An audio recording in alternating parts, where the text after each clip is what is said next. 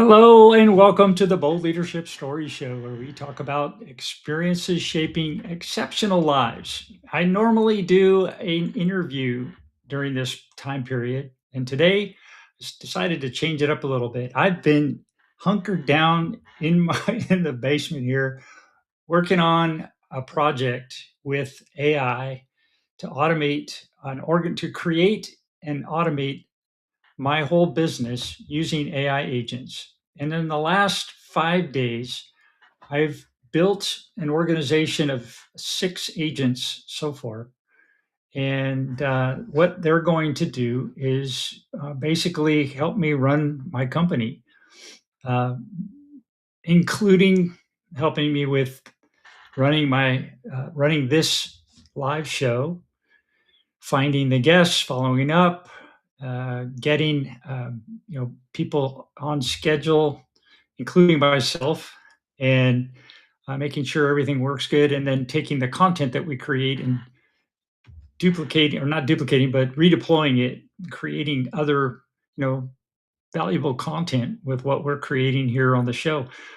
So there is so much going on in the background for me that I just really wanted to say a little bit about it and give you kind of a vision of where I'm headed here, because it seems a little crazy. Even 1 year ago, I was to tell myself, yeah, I'm going to do this and it's going to happen, I'd go, yeah, right.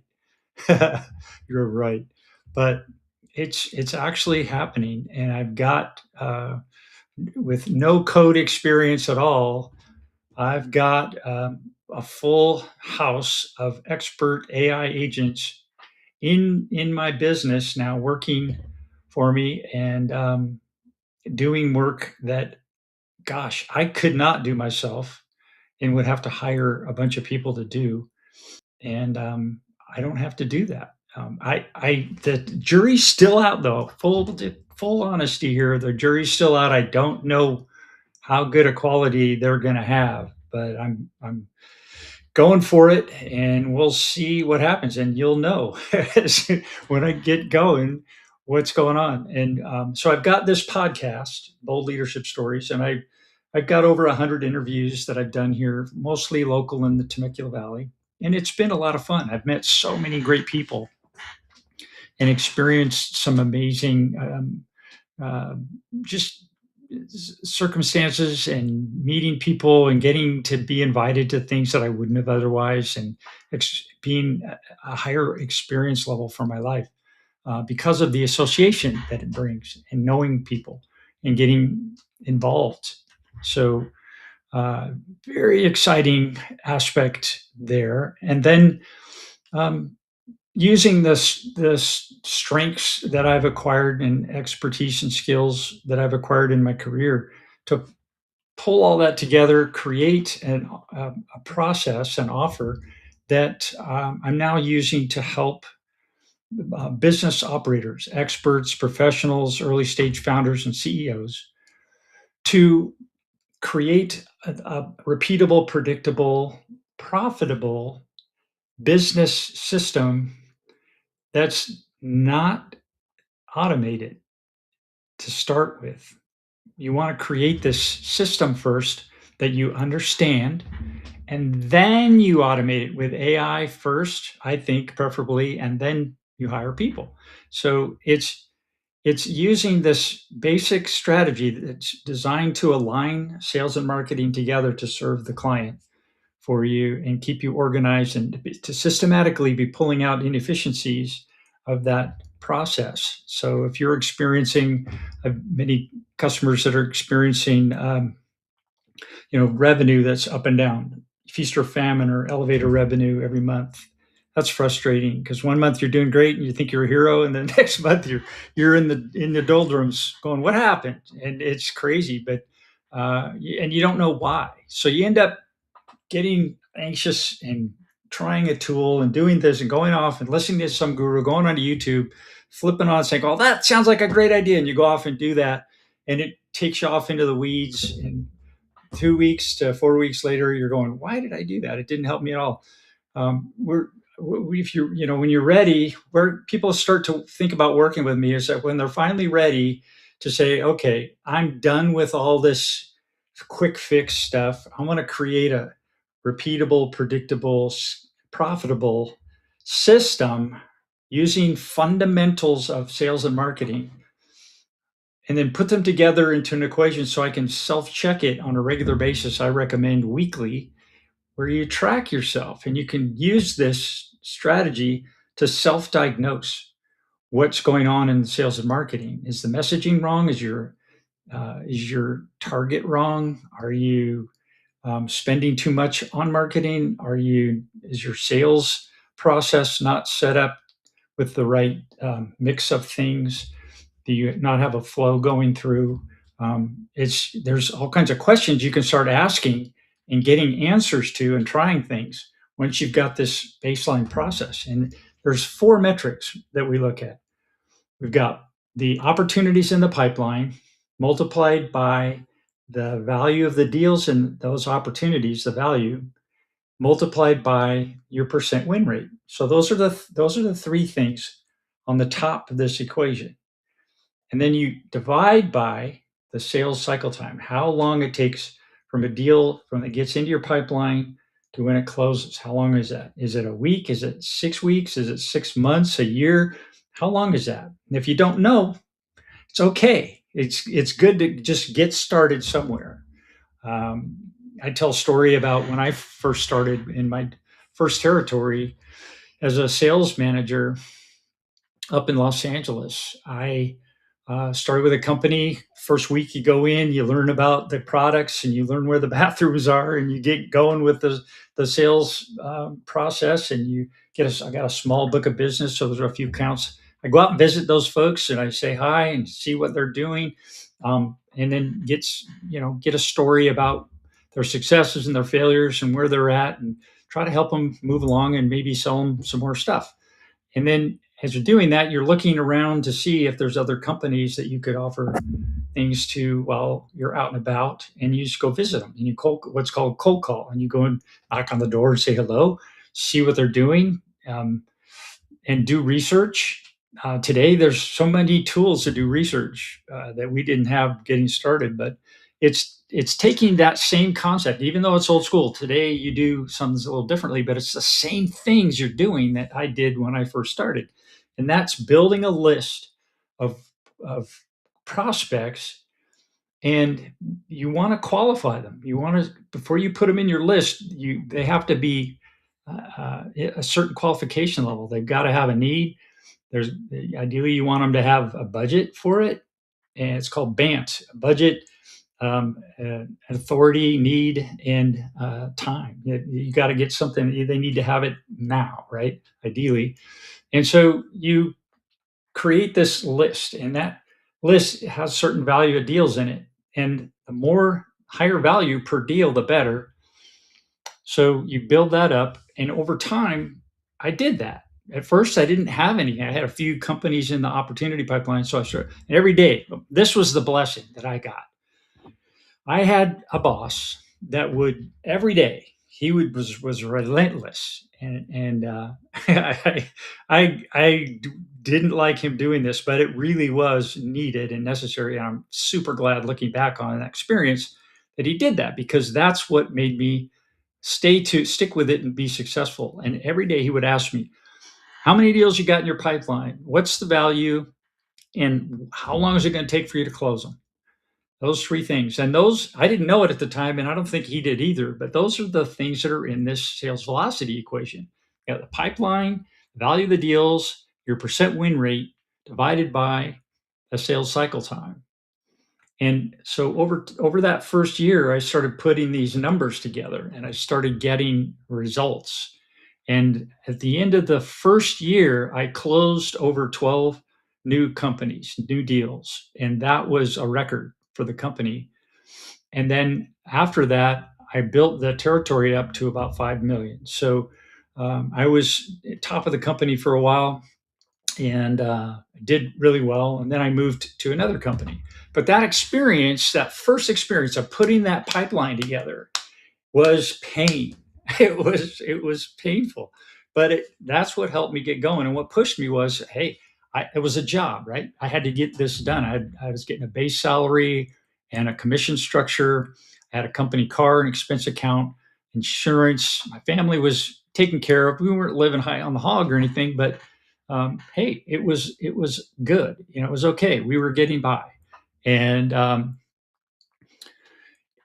had opportunity to grow. So I was pushing myself to get that done. And so every day I'd be getting up at 4 or 5 in the morning and making my way up from Orange County up to LA, which some of you know is not a trivial thing to do on a daily basis, and because of the traffic. And so I did that, and I created this momentum. And after a few years, it started growing and growing and growing, and it built on itself, and that was exciting. And that was my first experience. And all started with this fundamental cadence, this pounding the stone of pipeline. What's the value of the pipeline? When are you going to close these things? These questions, and then forcing me to ask, okay, who am I talking to? And I actually at that point too was trying very hard to find companies that were profitable, even though I wasn't compensated for profitability on these deals.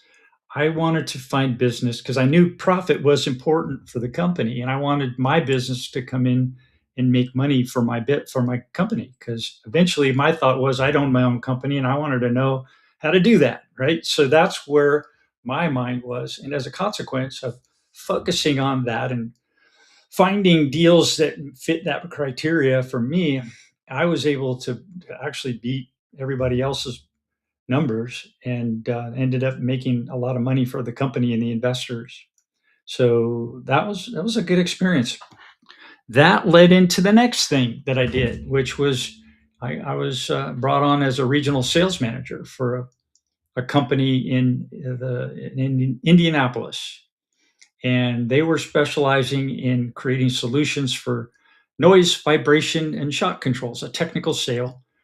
And so I started learning about all that technical stuff, and vibration and noise and drop shock and all that. And I'd learned a little bit about drop shock in my packaging experience with J curves, so I knew a little bit about that, and I just built on that. And so taking that experience and looking at who was in my new territory. At that time, when I started with this next company, is called EAR Specialty Composites, and I started with them with the idea that I had 3 states and a few $100,000 book of business and some customers.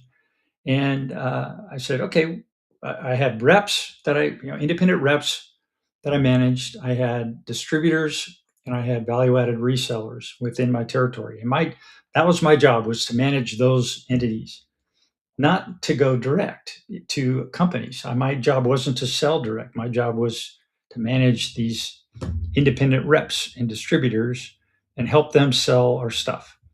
And so, as a consequence of that structure, I knew that they were leaving, I think, money on the table. Their gross margins were somewhere in the 10 to 12%. They were in the commodity zone and struggling at that time. 30-year-old company, they had 12% gross margins average. They were spread out all over the place. They were serving 4 different diverse markets in the in the B2B space, and were at times the CEO in the corner office, he'd be doling out paper clips and pencils to the people on the inside, and we'd have to manage our travel really closely. I was spending minimal on hotels, staying in some roach infested hotels from time to time, taking my boss out, trying not to expose him to all that, trying to find deals, spending time hunting for hotels, and not spending money on meals, keeping my meals down, and just really trying to be a good soldier. And that paid off in the end. It was tough, but it paid off in the end. But after a couple of years of doing this and not making bonus because my reps weren't really pushing, and my distributors were, not excited about doing much, and the value added resellers were just picking and choosing basic things and not really making things happen. So I was getting frustrated. It's like, well, what am I going to do with this? I decided to, okay, I started asking around who else is in this geography. I had California, Arizona, and Utah. So I said, okay, well, who's in this territory? And I started looking. Well, we've got some big dogs in the electronics business, like Apple and Nokia and Motorola, and Google wasn't around then, but there was Intel, and a lot of big companies in the tech space. Samsung was there, and some up and comers at that time. TiVo, some of you may recognize that name, TiVo, the first recorded TV station. Well, that they became a customer of mine. There's a story there too, but taking that idea of, okay, let's do something with this territory and make profit with it. Let's make some profit. So that was what I set out to do. And so, what do you do when you get started? Well, back from my original training, selling honeycomb, paper honeycomb in LA, and my boss pounding, where's my pipeline? And say, okay, well, I got to make a list. So, who's in this territory? So, I made a list of all the big dogs. I got Apple, Hewlett Packard, um, Intel, Nokia was there, Motorola, um, Samsung, TiVo. There's a bunch of small ones that aren't around anymore that got bought out and bought up. I think Handspring was around at that time. So it's those are the companies that I made a list, and I made the list in order of who I thought I could close and the biggest deals, biggest value for that. So using that same equation, pipeline plus value times win rate divided by sales cycle time. So it's like, okay, who do I need to go after first? So the biggest name on the list was Apple. And then I had, there was Western Digital, all the hard drive companies. So there was an association that I joined, that IEEE. I joined the IDEMA, which was the hard drive organization, and I just did everything I could do to gain association and gain access to people. And I'd go up to the territory, I'd knock on the doors and say hello, and then I also met with suppliers of these companies that were up in San Jose, like drop test houses and materials companies and fabricators, foam people, and different suppliers of these companies that I was targeting to gain access to their mindshare and educate them about what we do, so that if the time ever came that they would need, they didn't, Apple or Hewlett Packard, one of them would come into their office and ask for help, they would throw one of our parts, our materials at them and say, try this. You know what?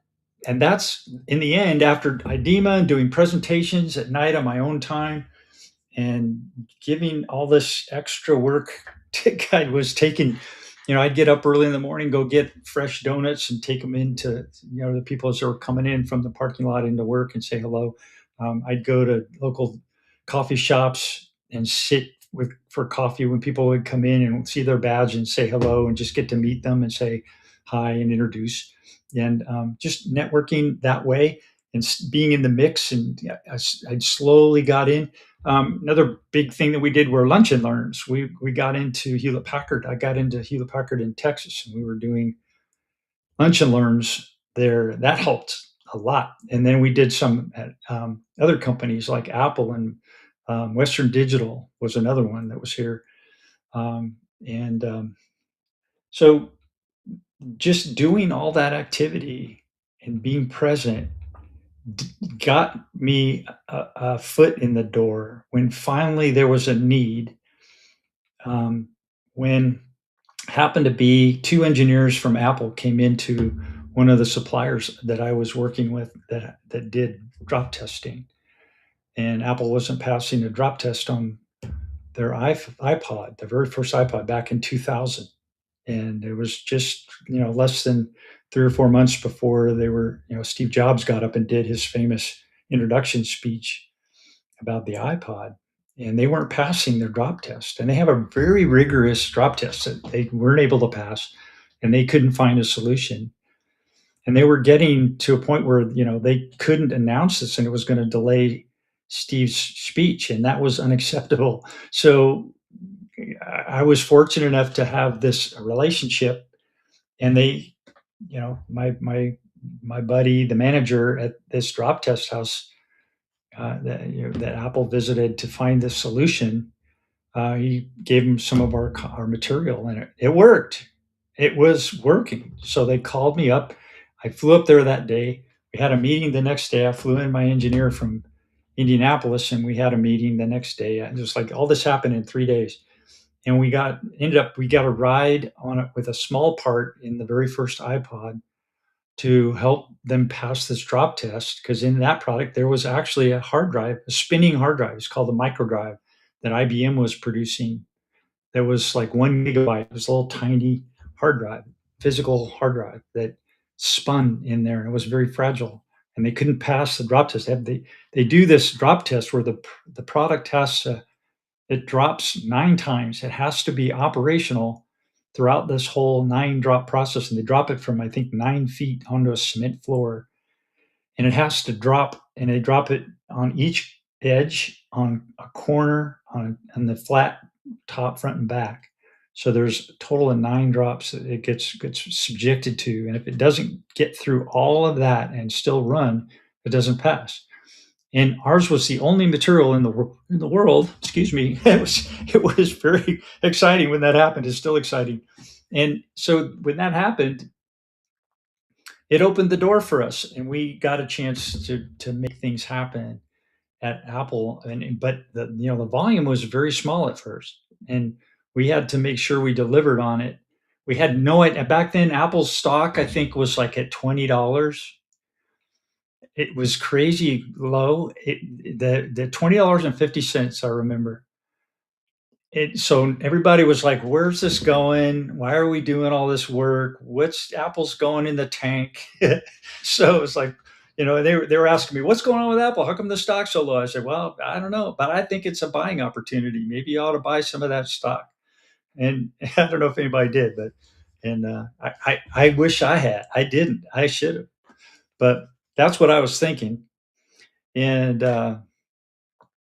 so we got a ride on that first iPod, and it worked. So then we started working with Apple, and that got us into Hewlett Packard. That got us into Microsoft. We did a lot of great stuff, and I was able to build that territory up to a lot of money, like in the tens of millions within 6 to 8 years. And the margins went from about 12% gross. We built them up, at least in my territory. I was over 55% gross margins. And I had a 6 year period where my compound annual growth rate was over 55%. So it was fast. I mean, we were like every year we were growing by 55%. Yeah, that was pretty darn fast, and making profit. So we were increasing the profit margin too. So that taught me a lot of things about profitability and about creating competitive advantage. Because what we were doing with that was actually we were creating a competitive advantage for the companies we were working with. And that's what got us in the door. And that's what got us, kept us there. And we got into the cycle of the repeating cycle of development. Because I didn't start my sales process in purchasing, I started it in product development. And we used, this is the big secret that I used, a two-way non-disclosure agreement, because we came to the table with ideas as well as they did. So I set up this mutual non-disclosure agreement so that we were opening the door to each other's uh, mind, and creating things for each other that we would both benefit from.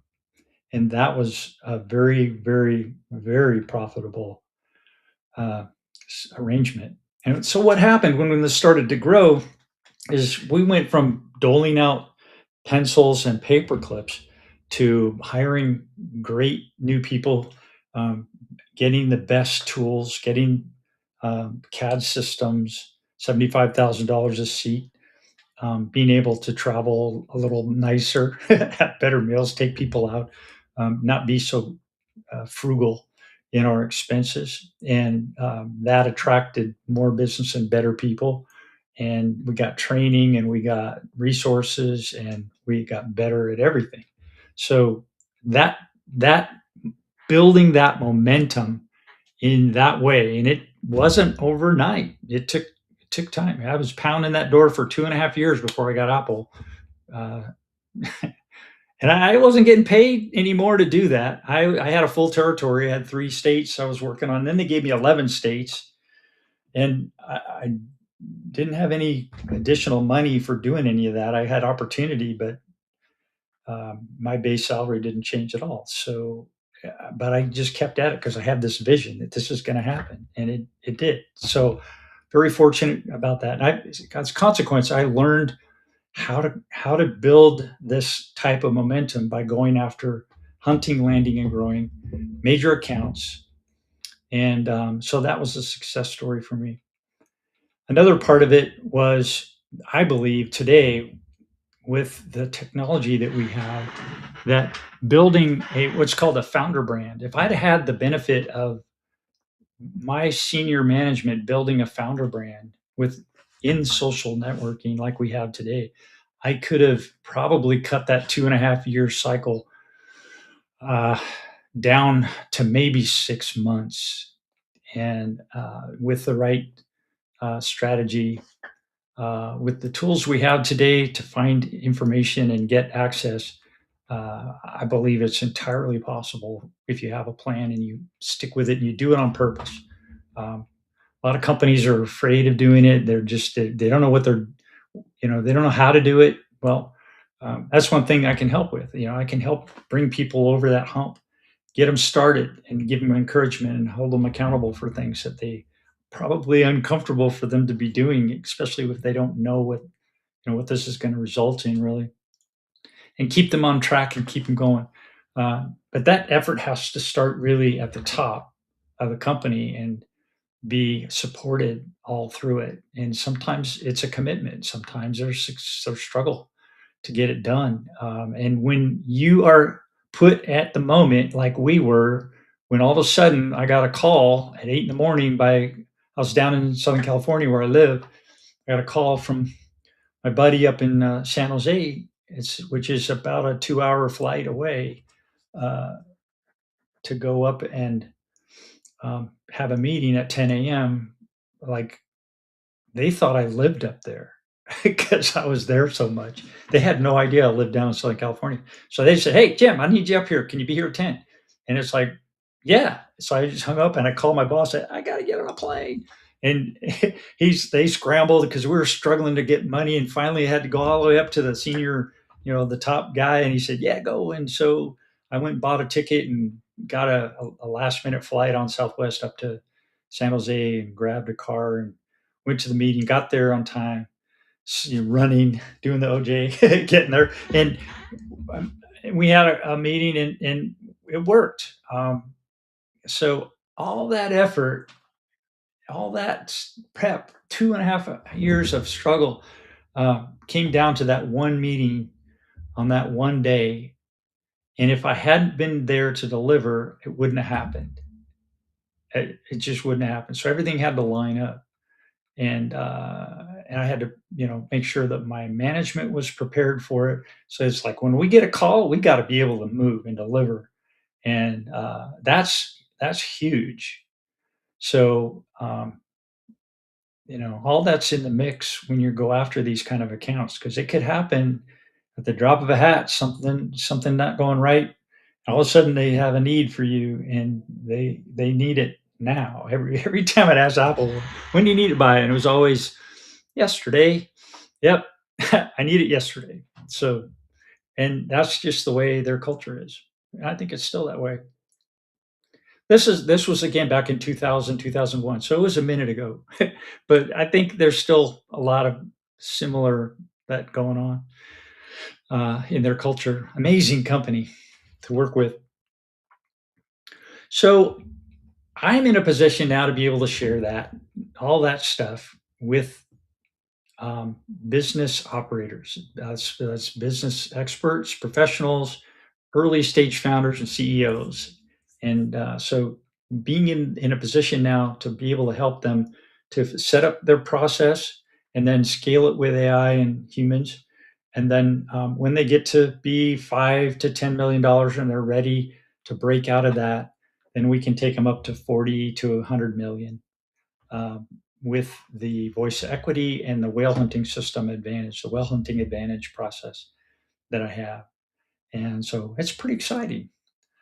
Um, and what I'm doing now to wrap all this up and land this plane today is I'm building an AI management team right now.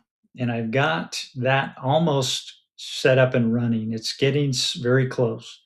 So I'll keep you posted on it. But my goal is to have this AI agents helping me to do all the stuff that needs to get done to bring my presence into the world that will help enable me to help more companies faster and make a profit myself. So wish me luck. And if you have any questions, is there anything you want to know? If you have anything that you're working on, I'd love to hear what it is and collaborate with you and maybe partner. I'm very open to that. I love getting to meet new people. And if you wanted to see what it's like to be interviewed on on the Bold Leadership Story Show, hit me up. I'm always looking for great stories of leaders that want to share and help others to grow. So, hope you're having an awesome day. Thanks for listening, and I'll see you next week. We'll go live at 5:30 again, and I have to look and see who I've got coming in. I think I'm going to be speaking with Dan Johns. I spoke with him a couple of weeks ago, and Dan and I are going to dive deep into some aspect of business. It may be the hiring process, or it might be building a culture within a company, or something fascinating and fun. Dan's great, highly experienced. He's a chef and a business owner, and just an amazing man. I consider him a friend, and he's going to spend some time on the show again. And so work with find some things to talk about that we can dive deep on and build the educational component of Bold Leadership Stories. So it'll be fun. Join us, and hope you're having a great day again. We'll talk to you soon. Have a good week. Talk to you next week at 5:30 p.m. Pacific. See you live, and chime in if you want. See ya.